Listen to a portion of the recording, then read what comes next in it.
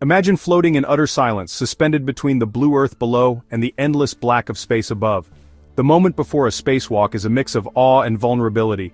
Your world shrinks to your spacesuit, your lifeline in the void. Every breath is a miracle of engineering, connecting you to humanity by a thin tether and a crackling radio.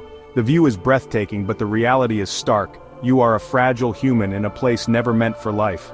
Looking down, you see no borders, just a single interconnected world. Astronauts call this the overview effect, a profound sense of unity with our planet and everyone on it. Stepping out is an act of supreme trust, in your training, your crewmates, and your equipment. Every move must be deliberate, there is no room for error. The combination of intense focus and overwhelming beauty creates a unique mental state. Here, you are more alive and aware than ever before.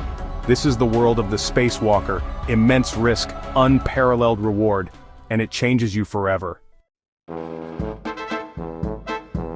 The first spacewalk belonged to Alexei Leonov, who in 1965 became the first human to float freely in space.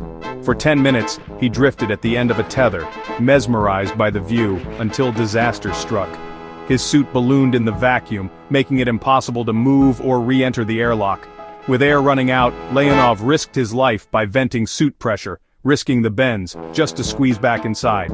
He tumbled in, exhausted and drenched in sweat, barely sealing the hatch in time. The ordeal lasted twice as long as planned, and nearly cost him his life. Leonov's courage and quick thinking made history, and revealed just how dangerous spacewalking could be. His experience forced engineers to rethink everything about working in space. Months after Leonov, Ed White became America's first spacewalker during Gemini 4. Using a handheld gas gun, he floated joyfully, describing the view and joking, "I'm not coming in." White's EVA was a national triumph, but it exposed new challenges. Astronauts quickly learned that working in zero gravity was exhausting and disorienting. Simple tasks became difficult, tools sent them spinning and visors fogged with sweat. NASA realized spacewalking required more than a suit. It needed new tools, handrails, and training. The solution: neutral buoyancy training in giant pools, simulating weightlessness. Astronauts rehearsed every move, refining techniques for safety and efficiency. These lessons paved the way for safer, more productive EVAs. Spacewalking was evolving from a daring stunt to a vital skill. A spacesuit is a human-shaped spacecraft, shielding astronauts from vacuum, temperature extremes, and radiation. Early suits were simple and stiff, but Apollo's A7L suit combined flexibility and protection, enabling moonwalks.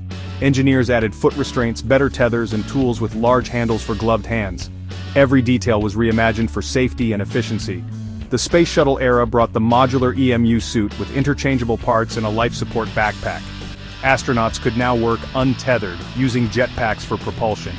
Each innovation was built on hard lessons from past missions. Today's suits enable hours-long, complex EVAs. The evolution of spacesuit technology transformed spacewalking from risky experiment to routine work. It's a triumph of engineering and adaptability. July 20th, 1969. Neil Armstrong steps onto the moon, redefining spacewalking forever. Joined by Buzz Aldrin, he explores, collects samples, and plants the flag, humanity's first steps on another world. The Apollo suits performed beautifully, allowing astronauts to walk, jump, and work in lunar gravity. Later missions used the lunar rover, expanding exploration and scientific discovery. Geologist astronauts like Harrison Schmitt conducted expert fieldwork, unraveling the moon's history.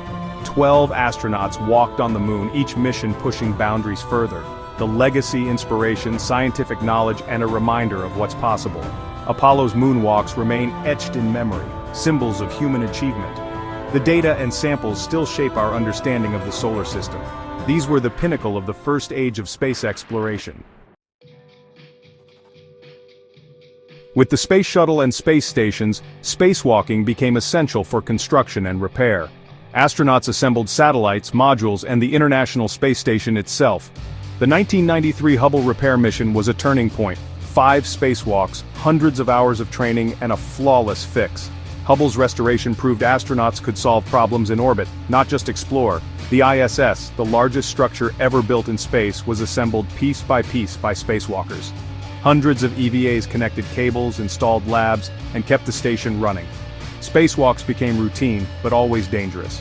Astronauts are now builders, technicians, and scientists in orbit. Their work keeps the ISS a hub of discovery. Spacewalking is now a vital part of life in space.